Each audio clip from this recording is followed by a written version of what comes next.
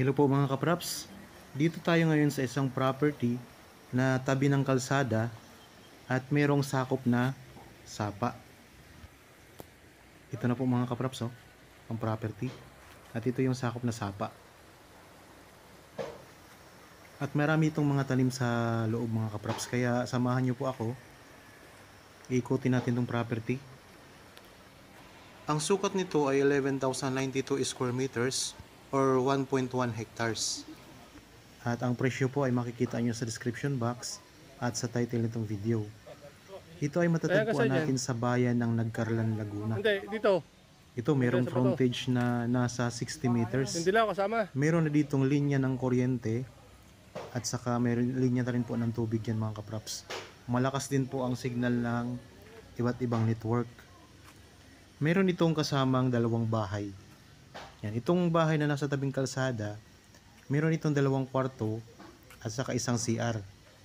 Tapos mamaya yung isang bahay naman na ipapakita ko sa inyo na sakop dito sa property ay meron naman yung isang kwarto at isang CR. Bali mga kapraps, ang distansya nito sa National Road ay nasa 170 meters.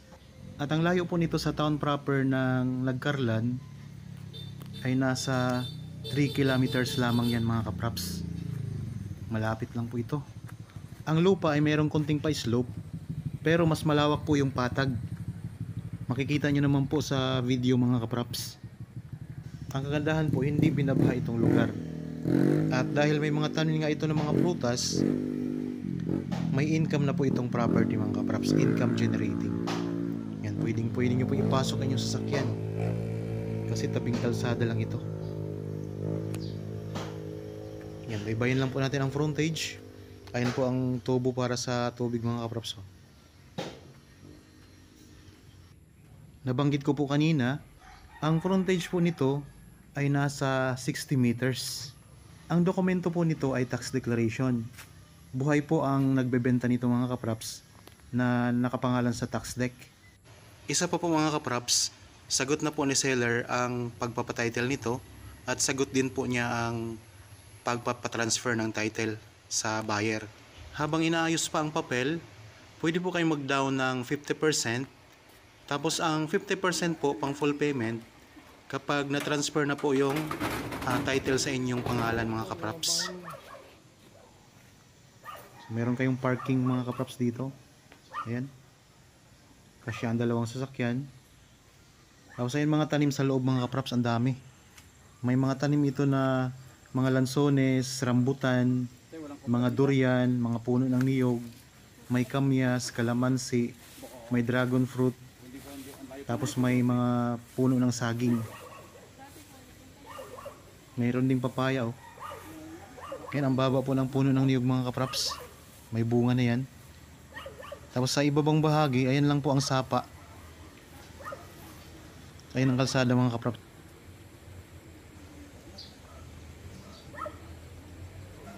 Kung sakaling interested po kayo sa property na ito, ayun mga kapraps, pwede nyo po kaming kontakin sa mga contact details na makikita nyo sa inyong mga screen. Pwede po sa Viber, cellphone number, Facebook Messenger, pwede rin po sa WhatsApp. Tapos kung gusto nyong malaman ang iba pang detalye dito sa property, pwede nyo po kaming tawagan. Halimbawa, meron kayong tanong pa na hindi nyo makikita ang sagot dyan sa description box. Pwede nyo po kaming tawagan o i-chat mga kapraps.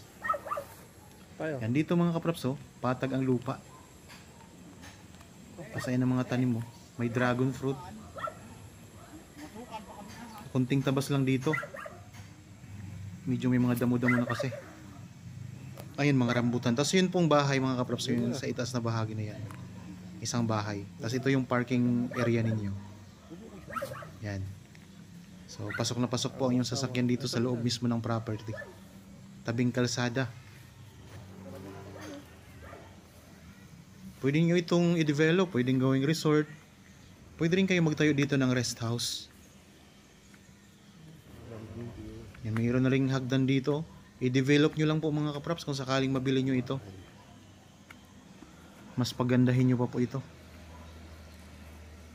Yun, mayroong sakop na dalawang bahay itong property na ino-offer ko sa inyo ngayon. Tara. Okay, tuloy-tuloy po tayo sa pag-iikot. Dito may mga dalanghita, tapos may mga rambutan oh. Yan mga tanim sa medyo sa may tabing gilid o sa may gilid mga kapraps.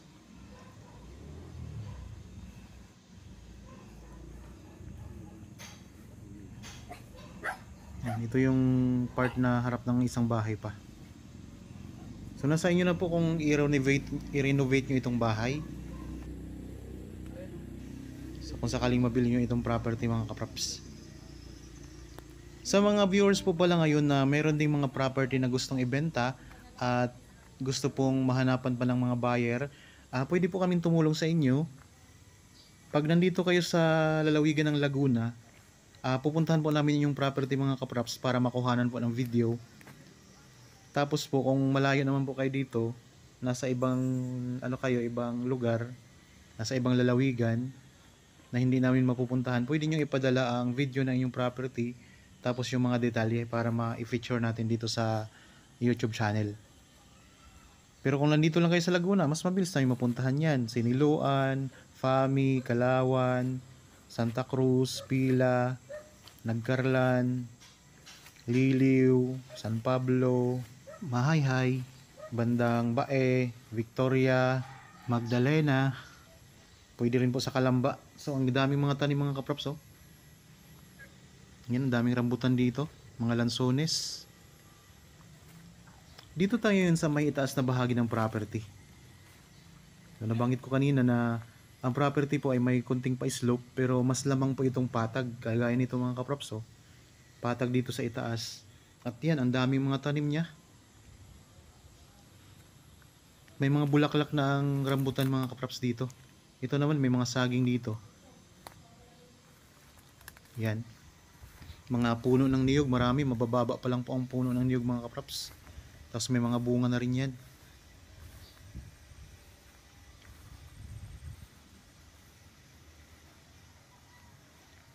Yan, nasa may itaas tayo na bahagi ng property mga kapraps. Tapos meron kayong overlooking views. Ayan, tanaw nyo yung palayan, tapos may mountain views pa kayo. Ayun ang bundok oh.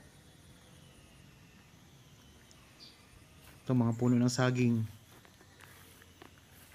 Ayun ang kalsada mga kapraps. Ayan lang sa ibabang bahagi. So, madaming tanim. Lansones, rambutan, durian, buko, kamyas, kalamansi, may dragon fruit, may mga saging. At ang kagandahan, nasa tabing sapa siya. Pwede kayong mag-alaga dito ng mga alagaing hayop mga kapraps. Pwedeng mga kambing, baka, tapos mga manok, pwede dito. So, ayan o, daming rambutan. May mountain views ito mga kapraps. Maaliwalas ang hangin, malamig dito sa bayan ng Nagkarlan ang klima. Kaya malamig sa feeling, tapos nakaka-relax dito. Yan, napakaraming tanim ditong part mga kapraps oh. So, isang farmland ito na may sakop na 2 bahay.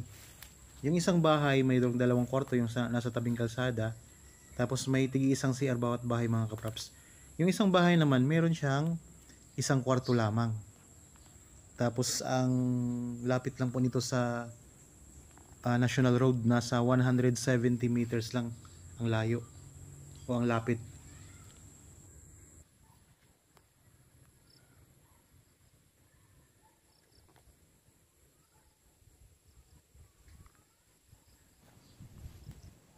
Yan, hitik na hitik sa mga tanim mga kapraps.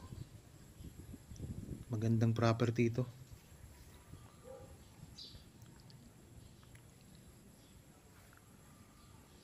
Yan, daming mga lansones dito mga kapraps oh. Konting linis lang, konting tabas lang nitong mga damo. So, ang property kasi pag natabasan natin, talagang makikita mo yung ganda eh.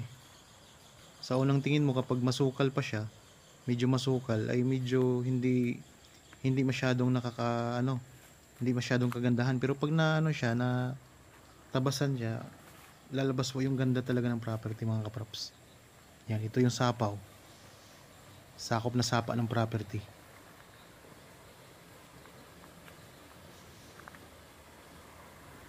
Running water yan mga kaprops. Kaya pwede kayo ditong pwede nyo itong i-develop as resort nga. Kasi maganda.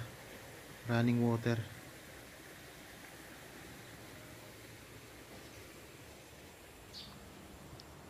Ayan po, malinaw ang tubig dito mga kaprops. Ganda. Ganda, tabing ilog ka o tabing sapa ka. Yan sa mga naghahanap dyan ng property na may sakop na sapa. Yan, ito mga kaprops, pwede nyo itong tingnan. Pwede nyong bisitahin. Kung sakaling na interested po kayo, pwede kayo magpa-schedule sa amin ng actual viewing para masamahan namin kayo sa pagpunta dito sa property at maipakita po namin.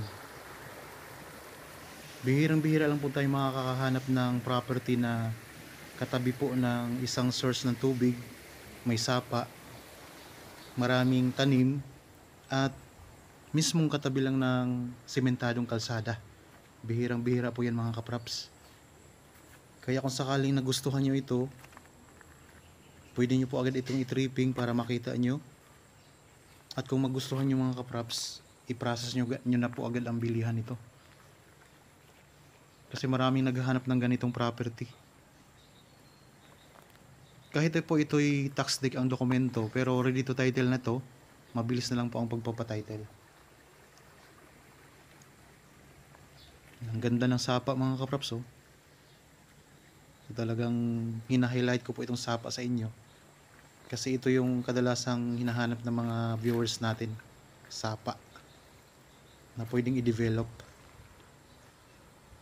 May mga tanim din na kawayan sa gilid. Tapos ang kagandahan po dito sa sapa mga kaprops, hindi siya bangin bago tayo makarating dito. At dito sa may itaas na bahagi ng property, ayan mga makikita nyo naman, maraming mga prutas. Yan, bihirang-bihira itong ganitong property mga kaprops, ganito kaganda. At napakalapit lang po sa mismong town proper. Kaya ano pang hinihintay ninyo? Kontakin nyo na po kami mga kaprops. Gandang property nito. Dito malinis na part oh. Nilinis na siya. Yan, dito yung medyo pa slope oh. Tapos dito patag na mga kaprops yan. Slope dito. Kunting slope lang yan. Ito yung puno ng durian. May mga bunga ng mga kaprops oh. Marami. Durian. Tapos dito, mga rambutan naman, lansones. Yan, ito naman yung sa likod bahay. Dating mayroong kulungan ng mga baboy. Ayan mga kaprops. Oh. Ito yung sakop na isang bahay na mayroong isang kwarto lamang. Yan, pwede ka pa dito magtanim ng mga gulay. Mataba ang lupa dito mga kaprops.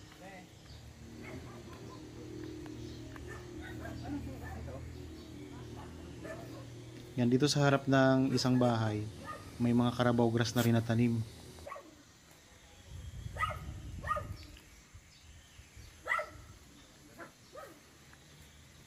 Okay po mga kaprops, so ulitin ko lang po, ang property na ito ay isang farm lot na matatagpuan natin sa bayan ng Nagcarlan, Laguna. Tax deed po ang dokumento, buhay po ang nagbebenta na nakapangalan sa tax deed, tabing kalsada, may frontage po na nasa 60 meters. Mayroon ng linya ng kuryente at tubig. May malakas po na signal ng iba't ibang network. Ang fruit bearing trees po nito ay mga lansones, rambutan, durian, buko, kamyas, kalamansi, dragon fruit, mga saging at iba pa.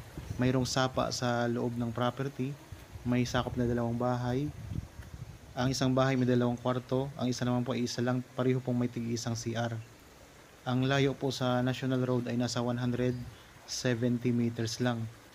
3 kilometers naman po ang layo nito sa town proper ng Nagcarlan.